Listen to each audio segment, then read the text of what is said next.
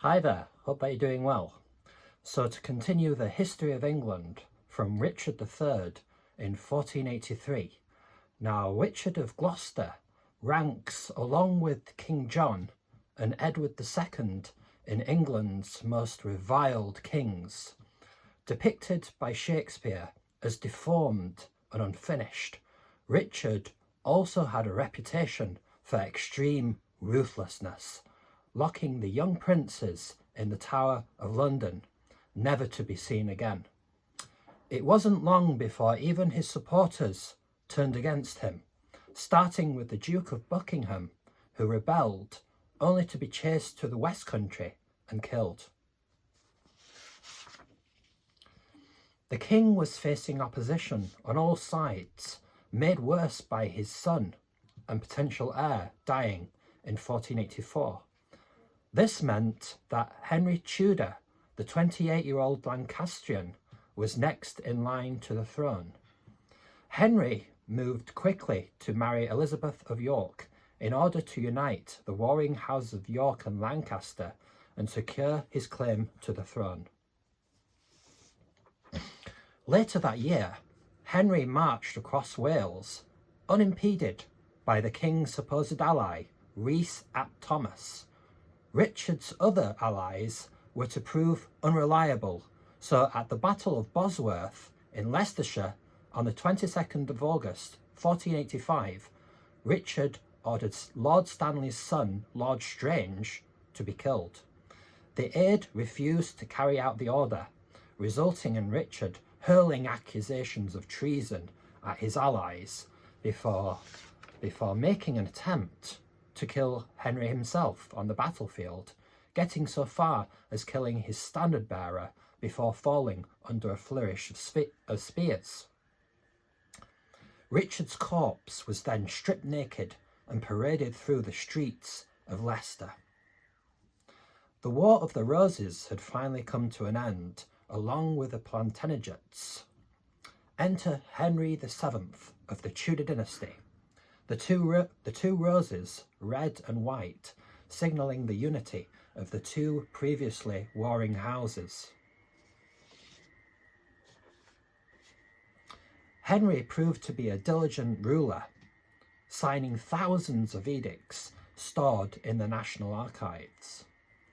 He was also known for maximising the revenues of his crown, helped by his Archbishop John Morton, whose maxim, Morton's Fork, stated that if a noble didn't spend a lot of his money, he could afford more taxes, and if a noble had a reputation for his extravagant spending, he could afford to pay more taxes. Henry, anxious to prove his legitimacy, named his son and heir to the throne, Arthur, proudly displaying his Welsh roots. Barely a year after becoming king, Henry was challenged by Lambert Simnel, claiming to be one of the princes who vanished from the Tower. After being declared king in Dublin by the ruler of Ireland, the Earl of Kildare, Simnel, landed in the north in 1487, a rebel Percy army reaching Nottingham before being defeated by Henry's forces just outside Newark. Simnel himself being absolved of blame and later becoming a royal cook. 4 years later, though, another pretender received no such leniency. The young Fleming, Perkin Warbeck, having married a Scottish princess and leading intermittent invasions, being eventually captured and executed in 1499. After the burning of his palace at Sheen on the Thames, Henry built a new one, renamed after his old Yorkshire title and seat of Richmond. The palace was built in the Flemish style, made entirely out of brick, with towers, pinnacles and bay-windowed galleries overlooking the river. The spectacular Wool Church was constructed in the 1490s with fine fittings, glass and sculpture for ornament. The chapel of Westminster Abbey was fitted out with Renaissance splendour by an Italian Pietro Torrigiani in preparation for the king's tomb. England's colonial adventures began in earnest in 1496 on hearing of Columbus's return from the New World. Henry offered to sponsor John Cabot the modest sum of £10 to plant the Tudor flag in Nova Scotia, later to become a province of Canada.